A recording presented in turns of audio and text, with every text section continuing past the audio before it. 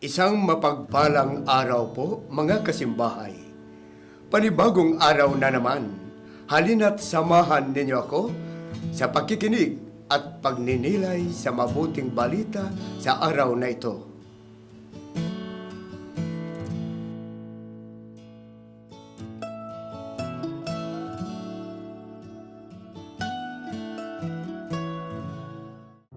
Ang mabuting balita ng Panginoon ayon kay San Juan. Malapit na ang Pasko ng mga Hudyo, kaya't pumunta si Jesus sa Jerusalem. Nakita niya sa templo ang mga nagbibili ng mga baka, mga tupa at mga kalapati, at mga namamalit ng salapi. Gumawa siya ng isang panghagupit na lubid at ipinagtabuyang palabas ang mga mangangalakal, pati ang mga baka at tupa. Isinabog niya ang salapi ng mga mamamalit at pinagtataob ang kanilang mga hapag. Sinabi niya sa mga nagbibili ng kalapati, "Alisin ninyo irito ang mga iyan. Huwag ninyong gawing palengke ang bahay ng aking ama." Naaalala ng kanyang mga alagad na sinabi sa kasulatan, "Ang aking malasakit sa iyong bahay ay parang apoy na nag-aalab sa puso ko." Dahil dito ay tinanong siya ng mga Hudyo, "Anong tanda ang maibibigay mo upang patunayang may karapatan kang gawin ito?" Tumugon si Jesus, "Gibain ninyo ang templong ito at muli kong itatayo sa loob ng 3 araw." Sinabi ng mga Hudyo, 46 na taon na ginawa ang templong ito at itatayo mo sa loob lamang ng 3 araw? Ngunit ang templong tinutukoy ni Jesus ay ang kanyang katawan, kaya't nang siya'y muling mabuhay, naalala ng kanyang mga alagad na sinabi niya ito at naniwala sila sa kasulatan at sa mga sinabi ni Jesus. Ang mabuting balita ng Panginoon. Pagsasadiwa. Umayos tayo sa puso natin.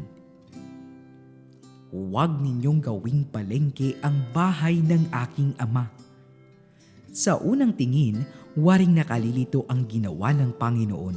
Hindi ba't itinuturo nating pag-ibig ang Diyos? Bakit ganoon ang ginawa ng Panginoon? Hindi laban sa mga mahihirap ang Panginoon. Hindi rin siya laban sa mga taga-palengke.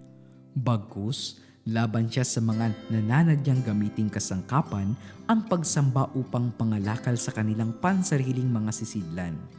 Laban siya sa mga nangangahas at walang pakundangang gagawa niyon. Gayong alam na dapat na igalang ang mga bagay na pansamba. Kamusta ang aking paggalang sa mga puok dalanginan? Sa mga taong itinalaga sa Diyos sa mga nakatakdang panahon ng pagdarasal o pagsamba o pagsimba? O kung ako man ang itinuturing na banal na tao, nagsisikap ba akong gampanan ayon sa aking katayuan bilang anak ng Diyos at kasapi sa iglesia? O ako pa ba kaya ang pasimuno sa pagsuway sa utos ng Diyos, maging sa lantarang paraan o sa patagong paraan? Hindi ko masasabing kay Jesus na hindi ko po naman sinasadya. Mabait ang Panginoon, ngunit hindi siya napalilin lang. Ayon nga sa isa pang bahagi ng mabuting balita, marami ang sumampalataya sa kanya nang makita nila ang makababalaghang ginawa niya. Subalit hindi nagtiwala sa kanila si Jesus sapagkat kilala niya silang lahat. Masaklap ng mga salitang ito kung mapapatapat sa atin. Bilang mga binyagan, tinuturuan tayong maging mapanagutan sa tawag sa atin ng Diyos at huwag siyang tangkaing linlangin. Kilala tayo ng Panginoon. Ano ang ating tunay na hangarin sa pagiging mga tagasunod ni Kristo? Sana hindi ang pamemera, sana hindi ang makapanlamang sa kapwa. Sa ikalawang pagbasa ay ipinaalala sa atin na si Kristong ipinako sa krus ang ating sinusundan, hindi ang panlilin lang sa kapwa-tao. Baka iba ang sinasamba natin, baka ipinagpalit na natin ang tunay na pagsamba sa pagiging gahaman sa mga material na bagay o sa salapi o sa pagkamakasarili o baka mga gadgets na hindi na mapakawalan. Ang wakas na pagsamba ay pagsamba sa Diyos ng taus-puso at paglilingkod sa kapwa. lalo na sa mga pinabayaan at mga dukha. Tamang-tama, panahon ngayon ng 40 araw na paghahanda o kwaresma. Baka ang lagi kong hawak ay gadgets o baka maghapon na ako sa teleserye, may kapwa palang nangangailangan ng pakikinig, pangungumusta, pagtulong, pagdarasal, ngiti.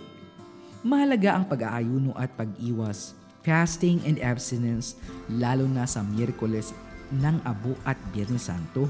Ngunit mas mainam na pagtuunan din ng pansin at gumawa ng mga maliliit na sakripisyo upang mabigyan ng akmang tugon ang pagkamakasarili. Kumusta ang puso mo?